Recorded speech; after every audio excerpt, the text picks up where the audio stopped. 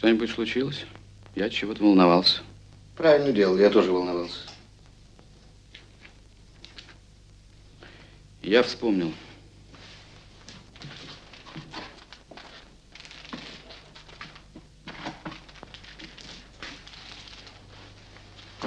Что вспомнили? Откуда на чемодане русской могли быть мои пальцы? Где она, кстати? Я думал, вы нам устроите свидание, так сказать, очную ставку. А сейчас в больнице, ее скоро привезут. А что с ней случилось? Да с ней ничего. Просто для того, чтобы она заговорила, Рольф переусердствовал с ребенком. Ладно, время пока терпит. Почему пока? Время просто терпит. Время пока терпит. Если вас действительно интересует эта катавасия с чемоданом, то я вспомнил. Это стоило мне еще нескольких седых волос, но правда всегда торжествует это мое убеждение. Радостное совпадение наших убеждений. Выкладывайте факты. Для этого вы должны вызвать всех полицейских, стоявших в зоне оцепления на Байройтерштрассе.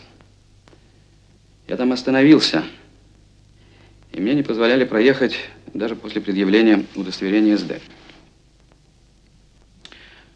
Тогда я поехал в объезд через Кёпеникштрассе, мимо казарм, которые, как вы знаете, позавчера превратили в груду развалин, вокруг. Там меня тоже остановили, и я очутился в заторе. Я пошел посмотреть, что случилось, и полицейские, один молодой, ну, видимо, серьезно больной парень, скорее всего, туберкулезник, и его напарник, этого я не очень хорошо запомнил, у него лицо было в копоте, не позволяли мне пройти к телефону, позвонить сюда в отдел, потому что я задерживаюсь. Я предъявил удостоверение и пошел звонить. Помню, там стояла женщина с детьми, и я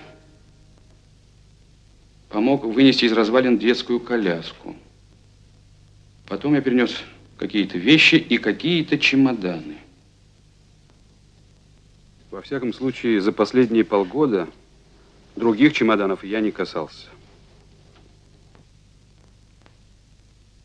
Опросите полицейских из оцепления, которые видели, как я помогал несчастным переносить их вещи, и сопоставьте со всеми своими фактами.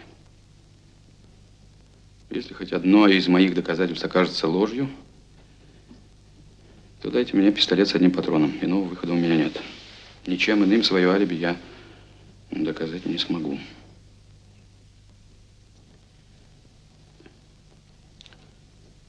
Ну, а что? Давайте попробуем. Весьма логично. Сначала послушаем наших немцев, потом побеседуем с вашей русской.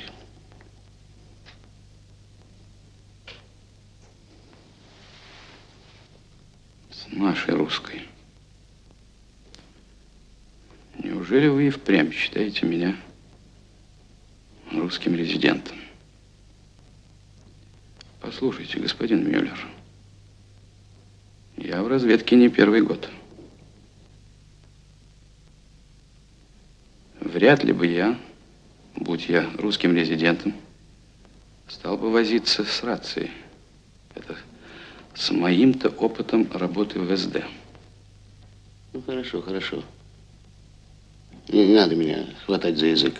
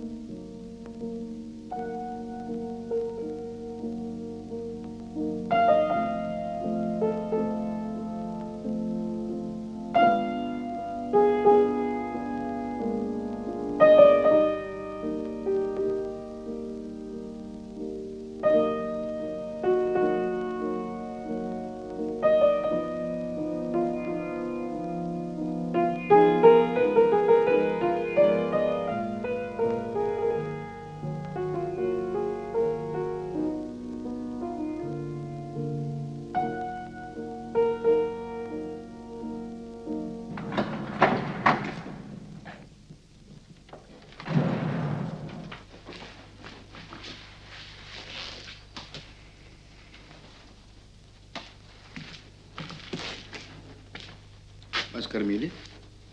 Может, перекусим? Пора бы. Я попросил нам что-нибудь принести сверху. Спасибо. Людей вызвали? Вызвал. Вы плохо выглядите. Хорошо еще, что вообще живу. А что это вы тут хитро намекали? Про пока. Пока есть время. Выкладывайте. Чего уж там? Сразу после очной ставки. Сейчас нет смысла. Если мою правоту не подтвердят, нет смысла говорить о пока.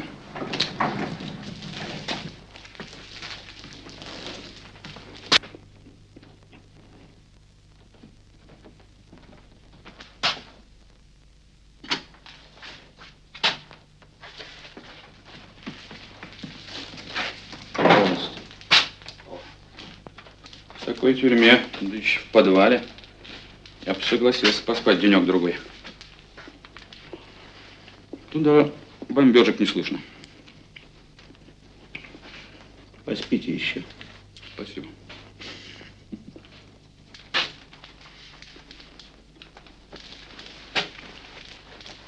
Нет, серьезно.